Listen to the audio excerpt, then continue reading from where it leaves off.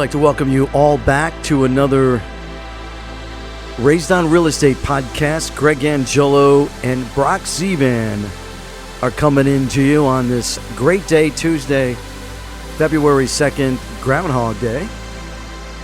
Nice to have you all back here with us. It's just an absolutely gorgeous day right here in North Carolina. The weather is just absolutely beautiful. We feel sorry for those of you that are kind of like dealing with the snow. Friends up in Michigan, but Groundhog Day, and we got Brock Zevan with us. What's going on, brother? What's up, buddy? How are you? Great day for a podcast.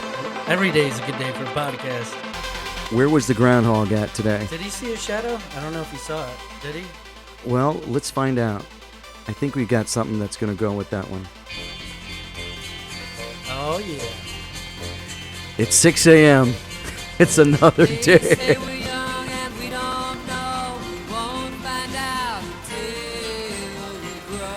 So now we know it's 6 more weeks of winter. Oh, is it? Yep, wow. 6 more weeks. Remember when I lived up in New York, we lived by that. I'd be like, oh gosh, another 6 more weeks? That's terrible. Down here, it's like 6 weeks from now, the leaves will be all in the trees. All right. We want to welcome you all back to our Raised on Real Estate podcast. Brock is here with us for another episode, and we're going to talk about, what are we going to talk about today? Well, first, I can't believe we're already on the second episode of you and I being together. So that's pretty, boy, time flies, I tell you that. But so today we're going to talk a little bit. I'm reading the book, No Excuses by Brian Tracy. And we talked about it about 2 weeks ago, about the psychosomatic stress that goes on to people in their daily life and what happens to them with their health. And next thing you know, you text me and you're like, that's our next podcast.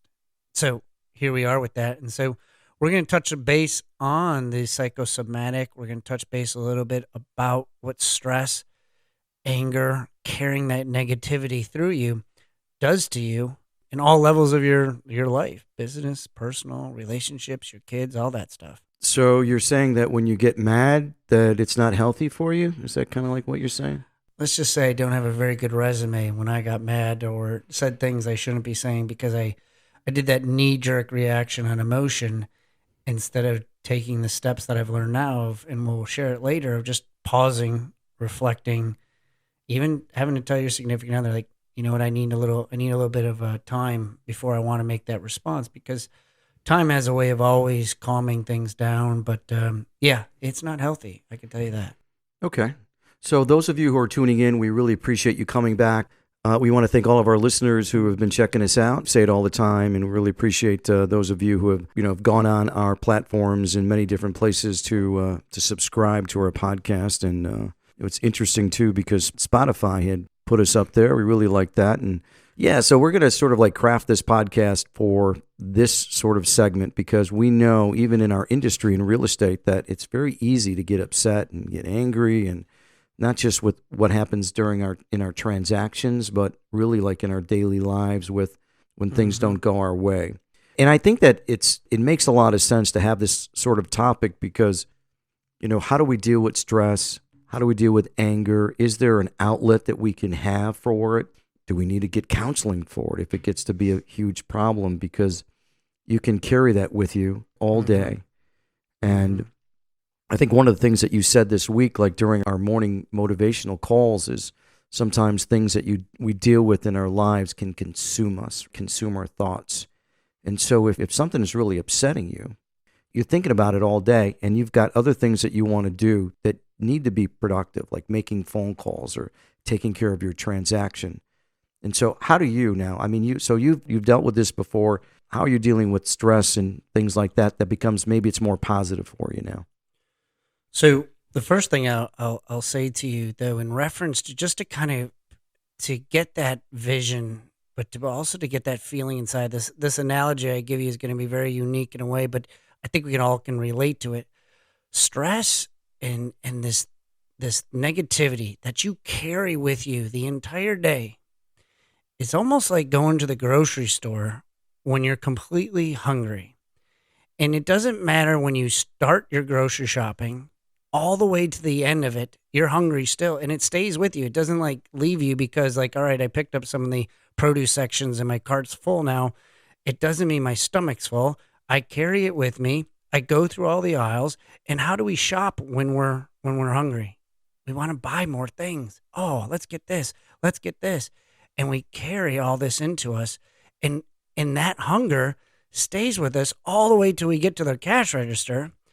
And they're like, did you get everything you need? And we're like, I got a little bit too much. I don't even know why I got half the food I got. But the reason is you just came into it hungry. And you didn't set yourself up, because if you came in there full, you would have shopped differently, right? It's the same thing with starting your day. If you don't fill up your mind with positive energy, with reading, with positive mindset, you will take it the rest of your day, that negativity, and it won't go away until you fill it back up. Then you get it to the end of the day, which is like going to the cash register, and you're like, wow, I didn't really get done what I needed to get done. I didn't really do what I needed to do. And you know what the problem was? Just like it was when you went to the grocery store. You know going into it, you were hungry. And you know at the end of the day, you didn't get yourself in the right mindset to be able to do that. So I felt that that's sometimes the best way when I'm going through this and explaining it to people. Like, it's something that stays with you all day if you don't fill yourself up before you go into it. Does that make sense? Yeah, it makes sense. And it makes sense to turn my microphone on too. Yeah, that helps out. So then I guess the saying that don't go shopping when you're hungry is true, because you're going to end up spending more. Absolutely. Because you have a need there that you're trying to fill. Having that hunger and shopping at the same time is really a negative effect. I would say to those if you can write comments right now to like tell us, like, do you think, like, does that happen to you? Maybe I'm just far-fetched, but like literally so many people I hear, or when I tell, like, don't go grocery shopping when you're hungry. I mean, it's just the easiest way to relate to real life. Yeah, it happens to me all the time. I mean, I'm hungry and I'm walking around and I go through the line and I look at everything in my basket and I'm going, I didn't come in for all that stuff, right? Like, so sometimes my wife will give me, well, not all the time, but she'll give me a list because I'll forget. Or if I don't have a list with me, then I get more things that I don't need. And then we come home and she said, why'd you come home with all this stuff? It's like, I don't know. I think grocery shopping is such a way to relate things to life just by you saying the list. I mean, the list is so important. Like, why do you have a list? It's kind of like, well, if I don't have the list, I don't know what to get. And my chances of forgetting something are much higher, right? So it's the same thing in life. Like, why don't you have a daily regimen of what you're going to do that day? So then that way you don't forget anything, as well as you know everything you're supposed to get. But I don't know why we in life we don't feel like we need that, but we do just as much as we need one at the grocery store to achieve higher success. So one thing, though, is that you have said on a number of occasions as well that many people wake up in the morning and they're already thinking about all of these things, these thoughts that they even are carrying through from the night or the day before, and it starts them off on the wrong position getting out of bed. They're already getting out of bed with a bad footing. So you just mentioned here about things that you read, things that you listen to, things that you watch. So are you saying that this could actually help reduce your anger over time? I think it's natural for us to become angry. It's just who we are as humans, right? It is. It's very easy. And so we're going to talk a little bit more about different types of anger and stress. There was an article that we were talking about once before that came out of this, it's called Everyday Health. And first of all, let's just, as a disclosure, I mean, I'm not a medical doctor. I mean, I'm not a psychoanalyst. Neither one of us are. I did stay at a Holiday Inn. I stayed at a La Quinta one time. I really liked that. That was good. But it does say, in this article, it says sometimes anger can be good for you if it's addressed quickly and expressed in a healthy way. And it says, in fact, anger may help some people think more rationally. So, however, unhealthy episodes of anger, so there's a word there, unhealthy episodes of anger, when you hold it in for long periods of time, turn into, or you turn it inward or explode in anger, can wreak havoc on your body. If you're prone to losing your temper, there are different ways for you to process your anger. So, Couple things. I was just writing some notes down of what you said, that anger is just a form of communication, and dealt with or promoted the wrong way in anything is not good. Anger just has a way, because it's usually a negative is how we all put it into play. But anger is just a form of communication. And so what I've learned when I help people or have conversations and coach people up in this is you have to be able to learn how to ways to control it. Like you said, everybody's going to get angry at some point. Some of the stuff is silly. Like at a football game, I get mad at the team, or I used to get all like bent out of shape. Then you can get mad at your kids. You can get mad at your significant other. You can get mad at yourself.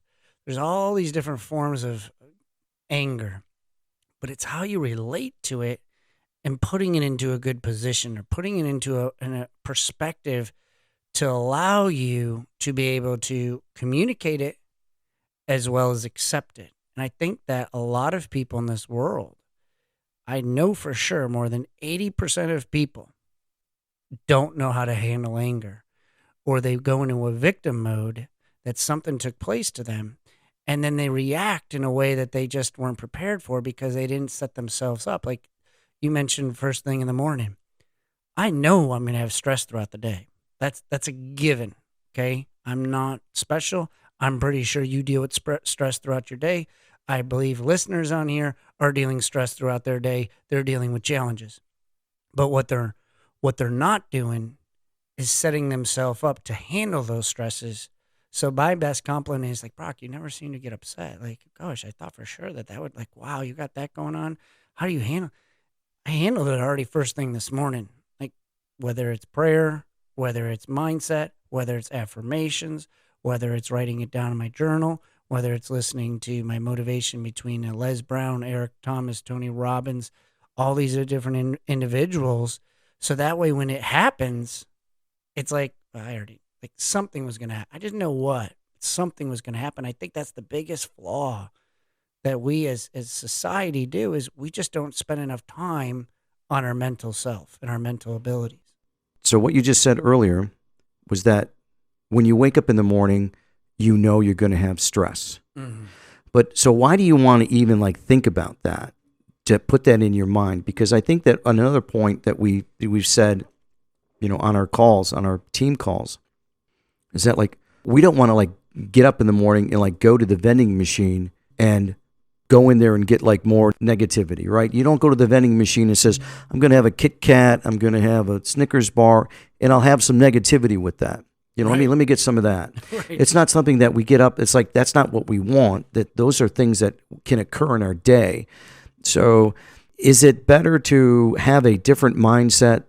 You're looking at a beautiful picture and you have the ocean and you have all of these things that sets your mind in a really nice place than looking at a lot of chaos.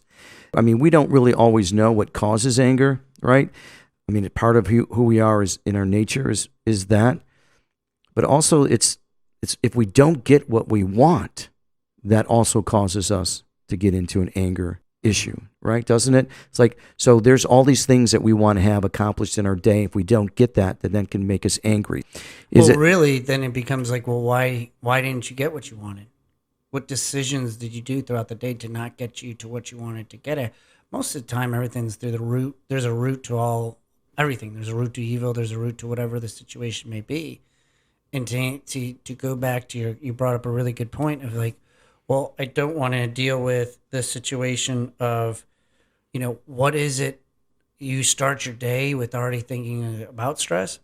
No, majority of people, when they wake up in a reactive position, as soon as they wake up, because they're reacting to yesterday instead of being proactive to being preventive of what can take place today. So we think of, oh gosh, I didn't get that done. I got to do this. I didn't do this. This person doesn't do this. I'm over. Majority of people have already overslept. Majority of people have already hit their alarm clock several times. And I'm not saying this to like everybody. Like, no, that's not me, Brock. I get it. Some of us don't hit some of us get up naturally, but majority of society. This is all majority of society out there. That they get up late. They're already behind the eight ball. And then when they think about yesterday, they're really behind, so they're reactive. my thought process is, how do I get myself ahead of the game? How do I get myself where my cup is already full, knowing that I'm going to have to pour it out at some point throughout the day? But you can't pour out anything if you don't have anything in there to begin with, right? So the stress and the anger, it's all how you control it, but I control it by using different strategies of getting myself in a positive mindset. Like today, I can't get upset over my 3-year-old because he hurt himself, and so he's at home. Can I get done everything I need to get done? No. I used to get very bent out of shape, upset, mad at everything. It's everybody else's fault because now you don't understand. I have to deal with my 3-year. No. Now it's like, it is what it is. I'm going to spend time with him. I'm going to enjoy that time with him. And then I'm going to set myself up for success by having people help me watch him he's at my parents' house now, as you know, so we can do this podcast. And I got 3 hours. I actually have 2 hours and 50 minutes that I calculated on how much time I have to be able to before my next thing. But I'm going to give everything I possibly have in that 2 hours and 50 minutes. I said, here's our podcast. This is what we got going on. This is what we're doing. And it's all about protecting your anger. It's going to happen. It's just setting yourself. I think you're spot on with your grocery list. I mean, a lot of people just don't have a list of what they're going to do during the day. Listening to you here, I'm thinking about a couple of things. One is that obviously that sort of emotion that we express and that negative anger is an outward expression, right? Which is usually a knee-jerk reaction to things, right? It's an outward thing that we express. So you brought up an interesting point about with your son, Bryce. As an example, so last night we're sitting down with Isaac and we're going through his math, right? Yeah. Because he's in first grade and he's been doing much better. Mm-hmm. But sometimes he's not in the mood to do his math or his homework because he wants to go do other things and play. So that last night was a classic example, and it was just really about going through his tens, like 10, 20, 30, and then if we add one number to 10, it's 11, and if we take away 1 from 10, it's 9. We take away 10, whatever that number is. And I'm sitting there. Now, I know how easy it is. I know what 10 minus 10 is and 10 plus 10. For me, my reaction to him not getting it was like, Isaac, this is very simple. Like, why don't you know that, 1 plus 10 is 11? And he's just looking at me like, Daddy. And so my reaction was I just assumed that he would know it and he's not getting it. And so I had to step back and go, Isaac just he's not there yet. So why am I raising my sort of like my, why am I getting so upset? Why am I getting irritated because he's not getting it? But it's also part of it is in Spanish. So he understands the Spanish part of plus and minuses. But I think that I thought about that when you were talking about, our reaction. It's so easy for us to sort of look at ourselves when something that we have a certain outcome that isn't there for us. So then we get angry over it. And that, to me, it's like, it wasn't fair to Isaac, right?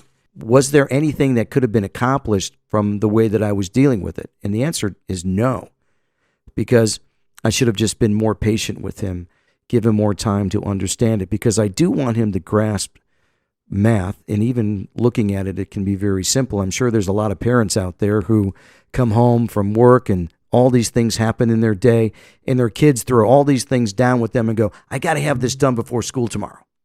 And then you're trying to cook and you're trying to get everything clean, and it's like all these things are going on. So here's this thing on this article that we talked about earlier on this Everyday Health article.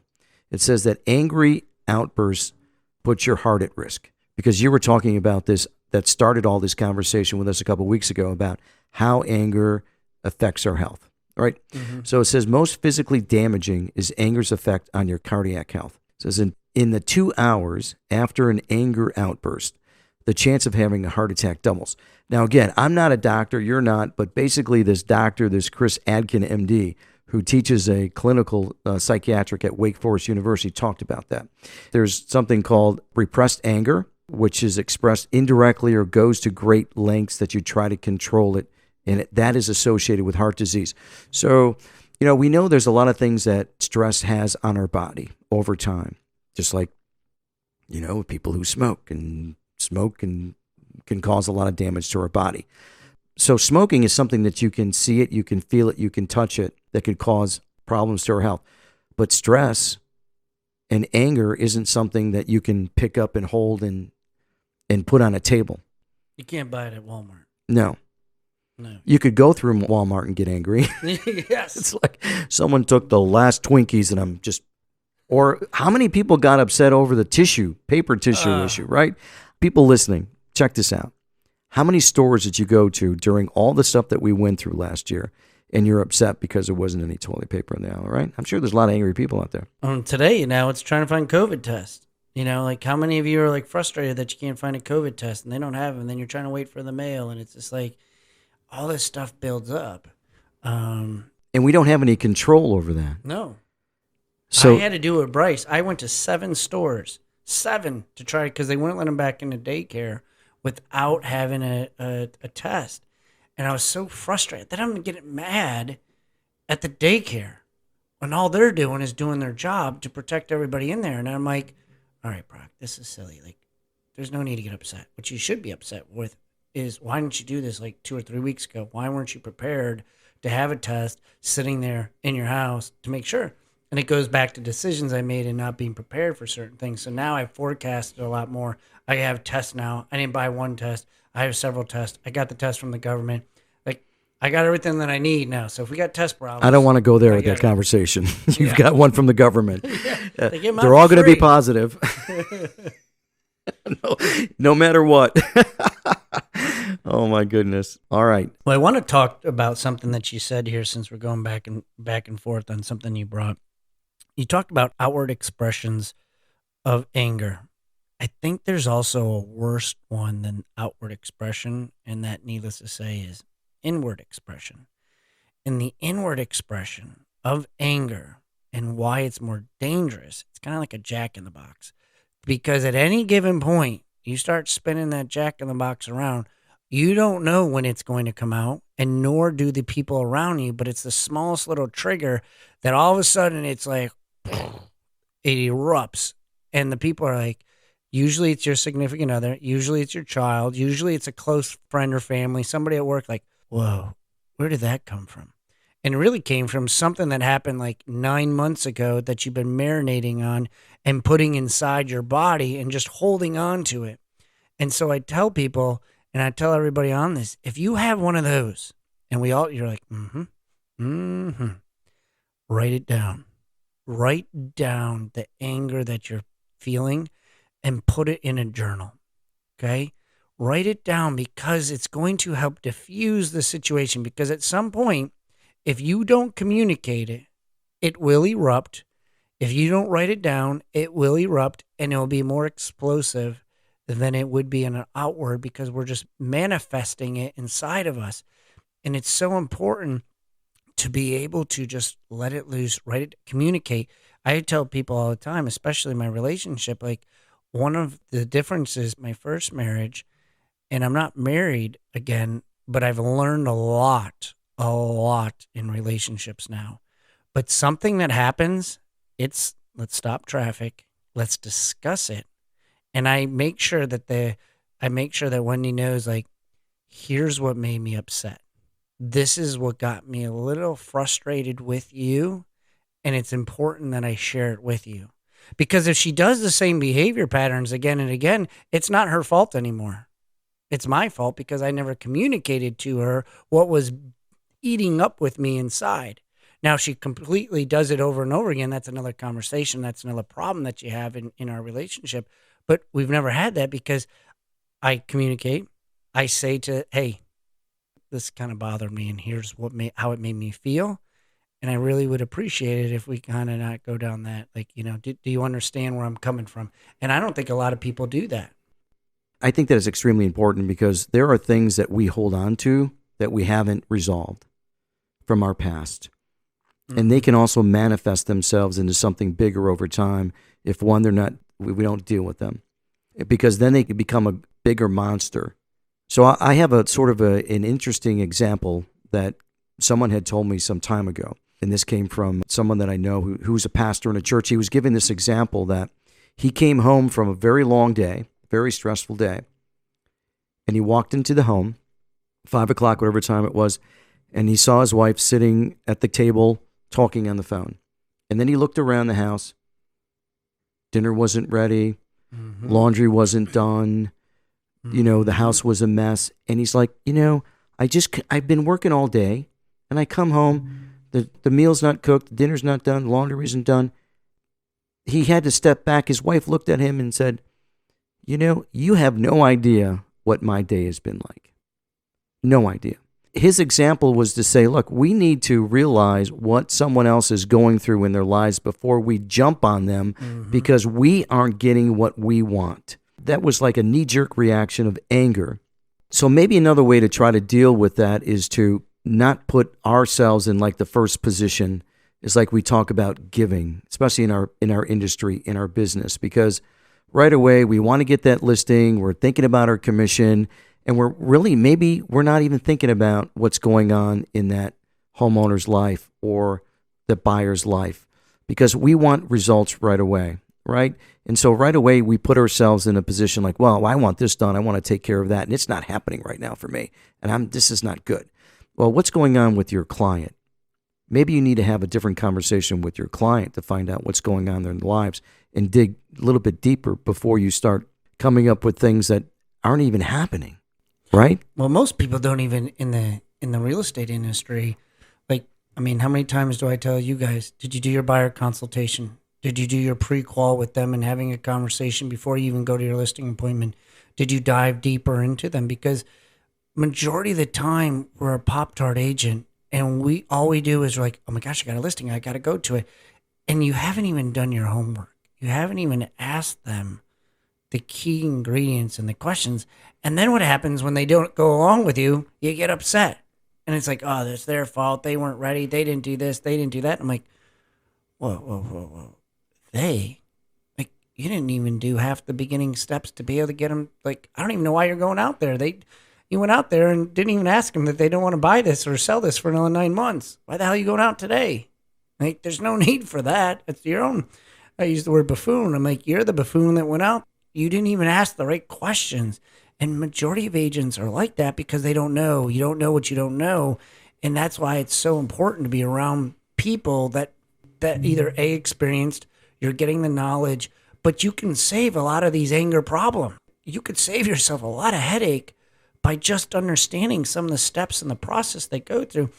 And sometimes, guys, it's not going to happen.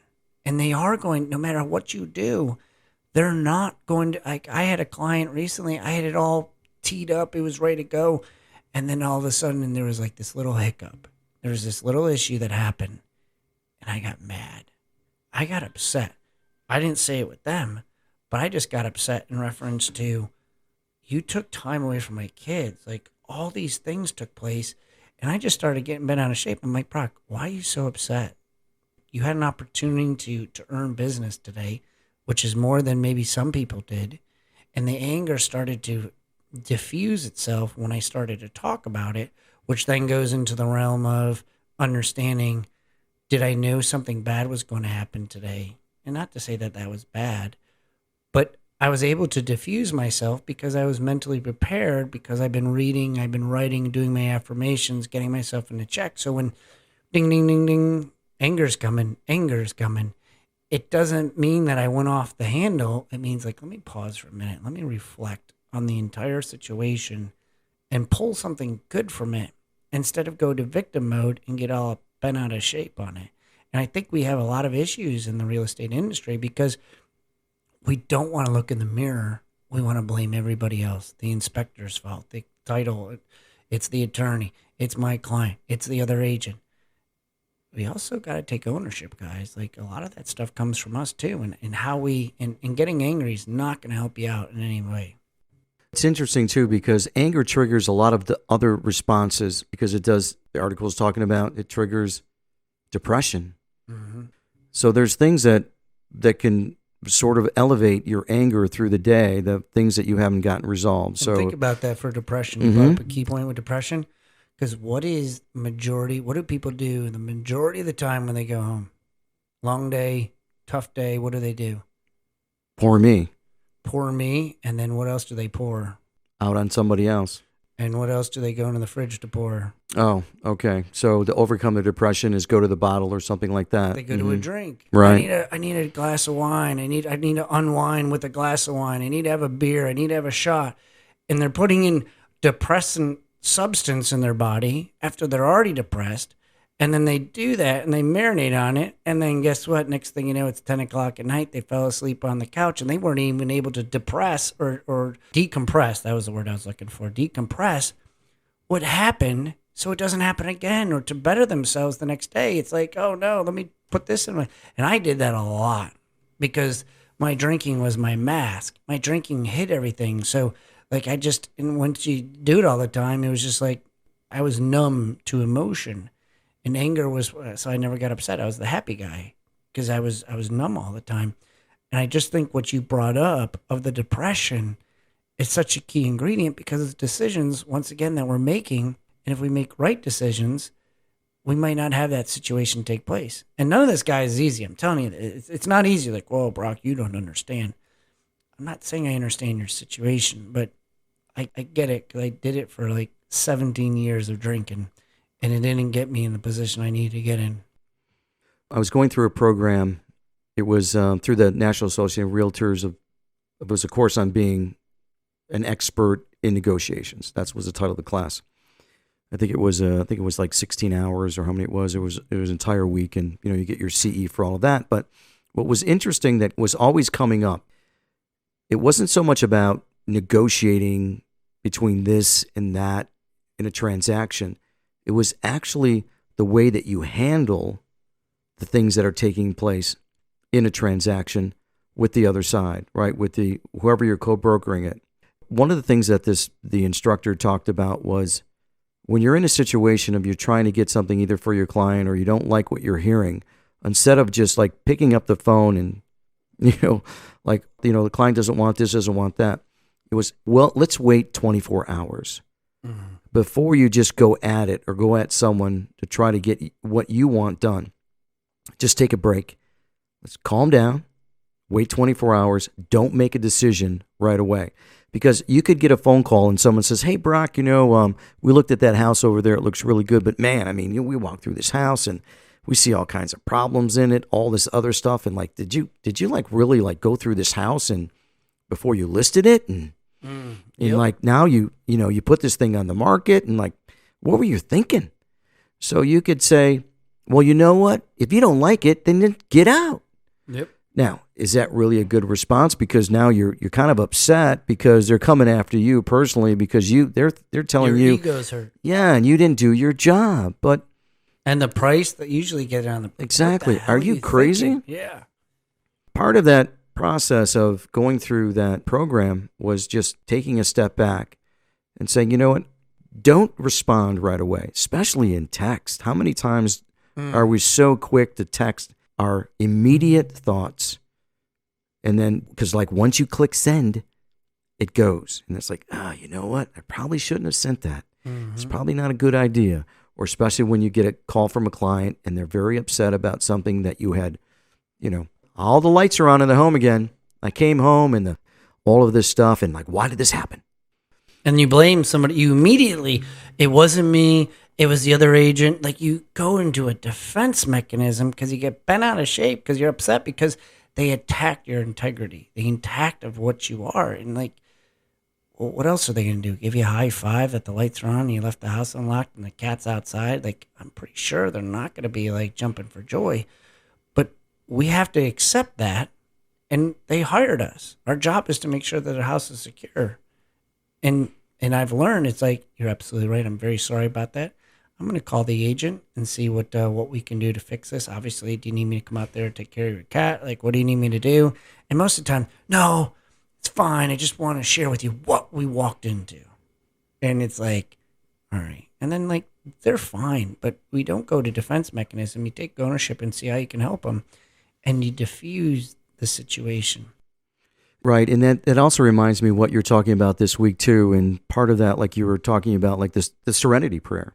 Because those are things that we can't control. I mean, we weren't there in the home during the showing, right? We didn't know that the lights were on or things like that happened. So for us to get angry over something that we didn't control, we can accept it, that that's what it is. Okay, so we'll just make sure when the next time when someone comes over that those things are taken care of. Mm-hmm. I think that was really important that I learned from that, even when dealing with other agents, is that the way that I react to them is really more important than what the outcome could be. Because if I turn around and have a negative attitude or tone with them, that's not going to help the process for my client, because who knows what their next response is going to be. Well, if that's your attitude, then I'm going to take my buyer and I'm going to go this way or go that way. Mm-hmm. So, because the one thing I learned even in this whole process in real estate is it's not so much about us, it's about bringing the two parties together for the end result of getting the home and getting it sold.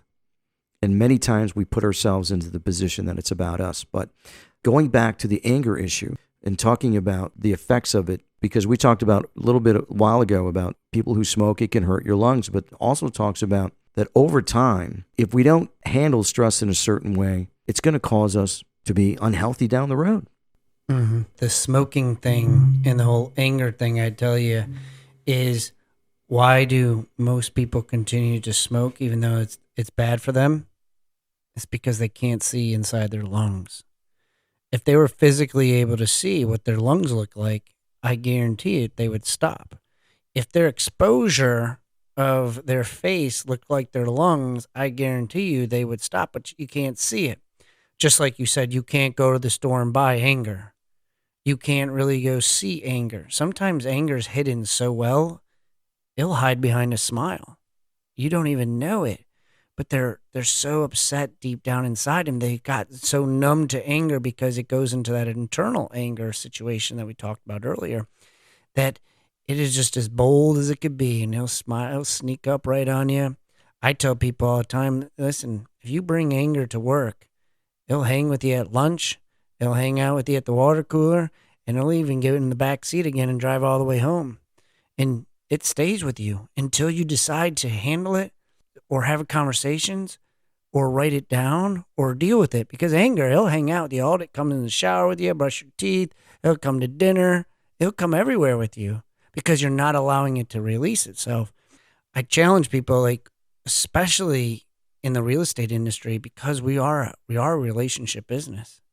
And if you bring that anger from whatever's happening inside your house, your kids, your finances, whatever it might be, and take ownership of it and just recognize it, so that way you don't lose the next deal. Because like you said, Greg, you're absolutely right. Like, you could say the wrong thing to the wrong person and everybody's ego gets a little bit in their way. And it took me a while. Like, I used to get pissed when people used to tell me, this is an overpriced list and I can't believe you would even put this out there. Where'd you get these comps? Oh, you're telling me, where am I getting my comps? Let me just tell you, buddy, like, you go find these comps. You won't find these. Like, I'll get all bent out of shape. And now I'm like, you know what? You're absolutely right. Let's take a look. This is what I have. What do you have? So we can try to work this thing out. Because not only do we have to get the buyer on the same page, but I got to get my seller on the same page. Maybe I missed one. Maybe I didn't see. Do you mind sharing me yours? Because I'll show you mine. I really like that. It just made me think of something else that we deal with. And we were doing the circle prospecting, calling the neighborhood. And when we were doing that, you're the homeowner. And so I called you, and then right away you go, well, how'd you get my number? Yep. And so I'm trying to answer that. I'm like, oh, okay, how did I get his number? Like, giving you another response, and you're like, do you pay for that? It was interesting the way that you basically said to me, well, look, all you got to do is pivot to the next question.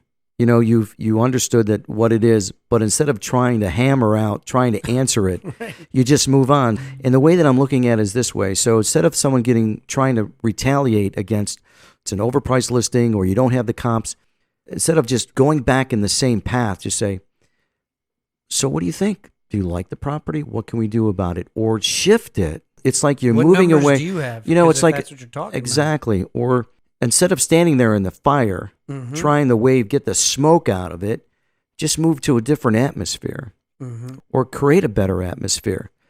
Because one of the things for me that I think can diffuse anger, at least that's how I am, I kind of bring like maybe some laughter into it. It's like, you know what?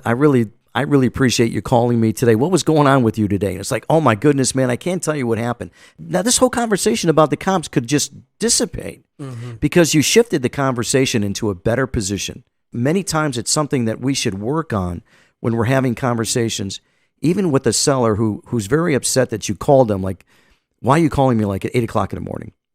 You know, because your reaction is like, what am I going to say? And so I was actually doing my calls this morning. And so the one person I spoke to, he answered the phone. It's like, hello. I'm like, so how you doing this morning? I'm just, this is Greg, the local realtor. I just want to let you know that Punxsutawney Phil saw his shadow today, and we got 6 more days of winter, and that's why I'm calling you. And he started laughing. He goes, and he goes, so you just calling me about the weather report? And I go, well, I'd love to, but no, I really want to talk about your house. So I kind of like diffused it with that. Just going in there with maybe like a little bit better lighthearted. So what do you think about that? You got to differentiate yourself when it comes time for that because, yeah, I mean, I listen to the first 3 words that they say when I make phone calls to see if they're angry, see if they're pissed off because now we had 27 people call them. And you got to just approach it and start running away and don't go to the next question. So are you interested in selling your house? I mean, he's already upset or she's already upset. So by having that Groundhog's Day approach is like you catch them off guard and they're like, whoa, wait a minute. Wait, is that what you called me about? Well, and I loved how because you could do that in your tonality too. It's like, well, not really, but I just want to let you know that he did see a shadow. Yeah, we saw a groundhog run around your backyard, so we wanted to call you about it. But if we get it sold, we'll take care of that problem for you. Right? We know a rodent inspector, contractor. Yeah, so I think that maybe like laughter and humor and all of those can, in some respects, sort of like, bring down the weight of the way that we look at things. But the other thing, too, I think about this in sometimes more of a different process is that you talked about before about carrying around, internalizing things that in our past, but is it sometimes because we have those things are not resolved? It's like forgiveness. If you're upset at someone for something that they did, it's better to try to go for that, get the forgiveness out of the way, to bring the storm down. I forgive you for what you did. Let's move on, instead of trying to keep hammering at it. But the other thing too I look at is that whether or not you are really working on having like peace and joy in your life. Because I think if you have more of those things, if you look at it from like a scale, you've got peace and joy, maybe humility, contentment, gratitude on one side of the scale. All these other things that you can't control that causes us to have anger and stress and worry. You talked about that before. The positive scale is going to go up. It can wash out all these other things that can cause anger. And that's how I see it. No, you said a couple key things there that, and being with this podcast and you and I, which I really love, is our morals and our where we come from are very, very the same. And it's just who I've become as a person is like the power of prayer. Like sometimes the forgiveness aspect of thing might not be with you today. You're really upset. You don't understand what they did to me. And I get it. You can pray for peace. I say it all the time in our morning prayer that we do. Like, I need peace. I need that because I know I hold anger inside of me. Like I tell people all the time with my drinking, listen, my drinking changed, but my thinking hasn't. Like I'm still that thought process that goes inside my head. I'm a very selfish son of a bee. Like that's just who I am. But that's not going to change. What changes is my thought process of how to dissolve that. What changes is my prayer of saying like, God, I need some help on some peace today because I know I'm on thin ice. I didn't sleep very well with Bryce and he did this and my daughter was up and we had this and I got this going. I know what's going on with it. So the power of prayer, being able to recognize that and doing that has helped out tremendously in whatever that might be for you. And I know you and I are on the same page when it comes time for that stuff. But that forgiveness, you're absolutely right. If you don't let it go, it's like that anger. It's going to come with you at the store. It's going to come with you in the car. It is going to come with you everywhere you go until you just face that fear and face that and just say, okay, I got 2 options. I can carry it with me another day or I can continue to work on it to be better Or if not, you're going to have that ball of tightness in you. What I do is literally, no joke, the Serenity Prayer. I say it it's on my bookmarker. I have it everywhere. It's in my desk, places that I have it, because these are the spots where I need it. It's like, okay, Brock, can you really control it? Like, all right, that's probably not the best way. Like, I have these crazy conversations with myself. But guys, there's no police in your head. You can think whatever the hell you want to think. You can do whatever the hell you want to do. Like, there's no police in there. So if I want to say the Serenity Prayer 30 times, there's not, hey, you said that too many times today. You know? The forgiveness thing is very important. I went to a conference many, many years ago. They talked about dealing with anger and dealing with being able to forgive others and forgive yourself. And the analogy was like, forgiveness is like breaking up hardened ground and loosening it up so things can grow, like the relationship can grow. But the other thing is that what you said, I think is important, is to deal with an issue right away. So it's like there's a saying that if your brother harms you, if your brother harms you or says something, that you shouldn't go to bed without getting it resolved, right? Don't go to bed angry. Try to resolve it if you can. Then it's not going to do really good for you and wake up in the morning because there it is. So I think that if there is a problem going on with someone in a relationship with your life, try to get it resolved as soon as you can and then move on. Because if you don't, it's not going to go away on its own. It isn't. And I know when I was working in the law firm, one thing that we always were very proactive about is that, especially with certain cases, if there was a problem that was happening, you're not going to like put it into the filing cabinet and then go back 30 days later and see what's in there, because once you open up that filing cabinet, that problem that you tried to ignore 30 days ago was now a monumental problem because you thought it was going to go away by itself. So I think the point I'm trying to make here is that, resolve issues that need to be resolved if you can resolve them without bitter conflict. If both people are open to it, it's much better for you. And sometimes, if some people can accept it and some people can't, but I think that you can do the best that you can and say, you know what? It's not good for me to harbor these bad feelings and walk around with anger. So I forgive you, and I hope you do too, and we can move on. And you also got to remember too, when it comes time for that, they might not be ready to forgive you, and that's okay too, because once again, you can't control their thought process. You can only control yours. And at night, when you put your head down, you did everything you possibly could do, and that's it. Like, you can't marinate on it and being like, wow, I know really she's not still happy, or my kids, or somebody at work, or my boss, or whatever, my client, whatever it might be. You have to understand you can only control yourself. And if you let go and you forgive, that's it. Don't keep carrying it with you. And if they want to carry it with them, so be it. And you got to let it go, and you got to be able to move forward. Like, it's just one of those things that sometimes, like, especially in real estate, we get, like, our clients, like, I had one client got mad at me. What? And it's like, Brock, you're a coach. Like, how can anybody get mad at me? You know all the right words to say. No, that's just my ego getting in my way. People are going to get mad at me. They're not going to like everything I say to them. But when they text me negativity, goes back to, I don't respond with the text of negativity. It sounds like you're a little upset right now, and I completely understand. When's a good time for us to meet? Like, literally, no joke. That's what I say. I've had it happen twice on one of the deals that I've recently had. And they're taking, I don't know. I have to look at my schedule. I didn't talk to them for like 2 hours.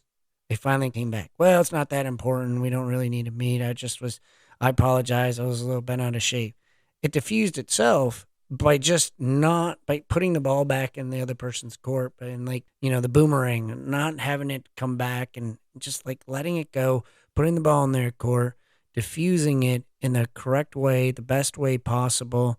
So that way, like you said, it's like, let's attack it. Let's not attack it, but like by me not responding to them, not the answer. By me sending a negative text back to them, like, whoa, what do you mean you're mad at me? You don't understand all I did. Like, no, that's not the answer either. Ownership, validating, when could we meet? 9 out of 10 times, everybody will work itself out. All right, that's good. I like it. Well, I think we've covered quite a lot here. I think that those that listening, hopefully you've got some stuff for that.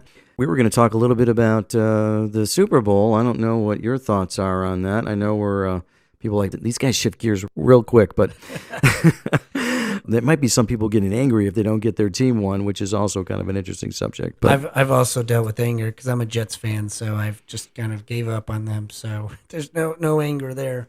But I have to tell you that the playoffs for the NFL, the best I've seen in a very, very long time, and I'm a very avid football watch, played football, coached football. I watch a lot of games, and I mean, not even having my team in it. I mean, it was a great playoff throughout the whole thing, and hats off to Ben Roethlisberger, hats off to Tom Brady, and just two great staples in the NFL that just really provided a good substance and just good people to have in the league, and they will be missed. I know a lot of the fan base will miss them, but I mean, hats off to the new people coming in between what's his name? I can't even think of the quarterback for the Rams. Well, the Rams, Stafford, pretty right. cool from him going. I know why like people get so bent out of shape because he went to a different team. I mean, to me, that just shows what leadership is and what the different coaches. I say it all the time. Like, there's good quarterbacks all around. They're just not blended with the leadership. And I mean, hats off to him. I know you're from Michigan, so you must be all excited, or at least happy for him. No, I am. I think that what you just said was interesting. I mean, there's people who are putting up on social media, that he left Detroit and all of that. But I look at it this way, and you can say what you want about, the Detroit Lions organization. But if you're in a car and no matter what you do, the car is never going to really run right, and it's never going to get you where you want to go. So what are your options? You can either stay in the car and die, or you get out of the car and get a better one. Mm-hmm. And I think he made the right decision for him and his family, and I give him credit for that. And I look at it this way. If you can do what he did, then maybe you can say what you want to say. But I can't walk in his shoes. Mm-hmm. I don't have that ability. Why should we, throw negativity out on someone who's done everything that he's done? I'll give you my prediction for the Super Bowl. All right. There's two teams that are going to play. Yes. One is out of Ohio and one is out of California, and one of those two are going to win. So that's my prediction. And I just looked up Joe Burrow.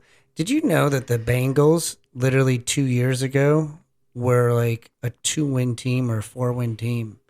And to be able to see them transform themselves, it just kind of is like any team. Like when I hear that, it's like, boy, we can turn this around. Like what I'm thinking, I do think the Rams are going to win. I think they got too many veterans on the team.